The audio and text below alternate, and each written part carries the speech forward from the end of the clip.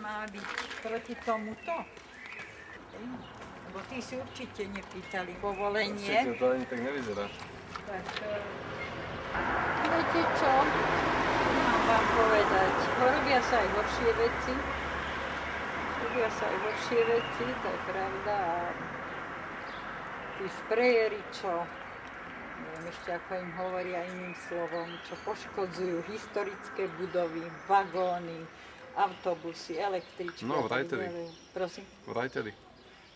No, áno, to sú nevyčísliteľné, to sú veľké škody. Ja hovorím každému, kto toto urobí, by som to dal očistiť a dať do pôvodného stavu. Aj vy, keby ste mali toto dať dole, to by asi vás nebavilo. Áno, čiže to bude len do určitej doby, kým neprejde zákon v parlamente. A vy ste odtiaľto? Aký má názor táto? Nie muzických umení, akadémia umení. Tam je aj sochárstvo. Čiže vy to budete aj likvidovať. To bolo, hej, tak potom je to v poriadku.